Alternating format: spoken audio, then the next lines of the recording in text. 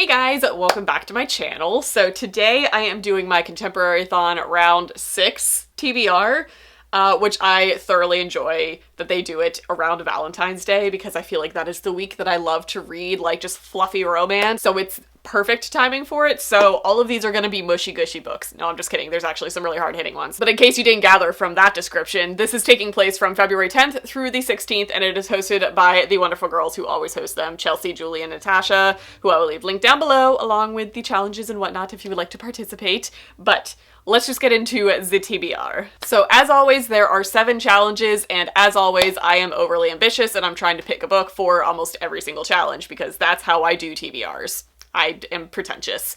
So the first challenge is to read a book with green on the cover, and this is, I think, one of the only ones that I'm going to potentially double up on, but I have options. And for that one, I am going to be reading Serious Moonlight by Jen Bennett because I haven't read this one yet, and I've had it for quite some time, and I know that Jen Bennett is Julie's, like, one of her favorite contemporary authors, so this might potentially double up for a future challenge in this round, but this one is better green. There are not many green contemporaries. I came to realize that as I went to my contemporary shelf looking for green. There were not many to choose from. So this is the first one going on the stack. We'll make that not fall off the cart. Okay. The next challenge is to read a new to you author, and for that I am using this week, I feel like I should preface this before I get to a lot of the challenges, I'm trying to use this week as a time to read a lot of the arcs that I picked up from ALA because I picked up a lot of contemporaries while I was there, so why not? Especially because I plan on vlogging this week, so you guys will actually be able to hear like legitimate thoughts as I'm reading. That's how I prefer to review things. But for the new to you author challenge, I am going to be picking up By the Book by Amanda Sellett. I believe this is a debut book by her, so it's gonna be new to everybody. This also just looks like a book that I should read during the week of Valentine's Day. Like, am I right? Look how freaking cute this is. It's a little adorable YA contemporary about a girl who is like really into classic literature and is trying to live her life like her classic literature heroines,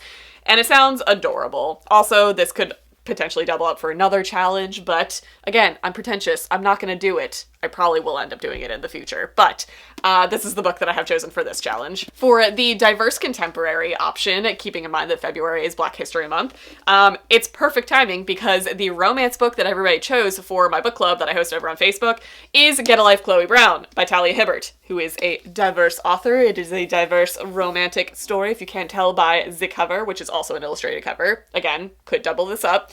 But I'm going to be reading this during that week. I'm gonna like flip-flop my reading dates, so if you guys would like to read along with me for this book, I'm gonna be reading it that week. It'll be a lovely experience. Everybody loves this book and I just haven't read it yet. I don't know why. I love Talia Hibbert, but I'm very excited to finally pick this up. The next challenge is to read a backlist contemporary, as in one that has been on your TBR for like over a year, and I have many, but I'm going with one that has legitimately been there probably the longest.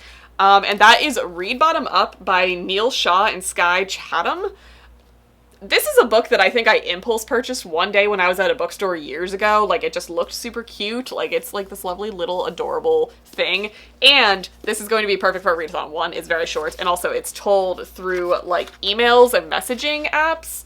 So perfect for a readathon because short, quick, sweet, looks adorable. I think it's just like an adult contemporary rom-com. I don't know. It looks cute. It seems fitting for this round of the readathon, so I'm going with it. The next challenge is to read a dark or hard-hitting contemporary, and for this one, we're going like hard-hitting, and I'm going to be reading The Lucky Ones by Liz Lawson. Again, this could double up for a majority of the challenges, but I know this one is going to be hard-hitting. This is also an April release, so I would like to get to this soon as far as arcs go. But I know that this deals heavily with grief and survivor guilt and shootings, and it's gonna be a rough ride. But it's also short, so hopefully I will only be emotionally traumatized for a very small portion of the readathon.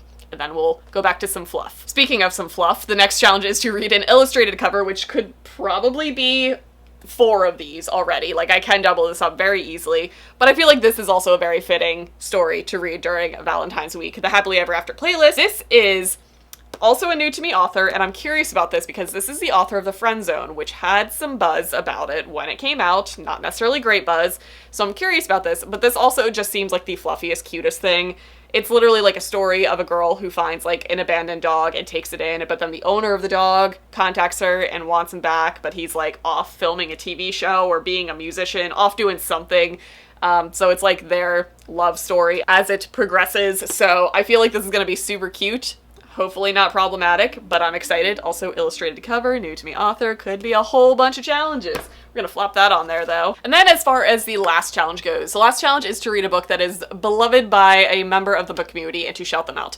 This, I'm gonna leave open. I literally have so many options. Like I have Serious Moonlight on there for a Julie representation because I know that she loves Jen Bennett. I also have The Last Letter by Rebecca Yarros as an option because this book reminds me of Steph from Steph's Romance Book Talk because she talked about this book like crazy last year, and I do actually really need to read this because Rebecca Yarros is signing at a Polycon, so I need to read this anyway.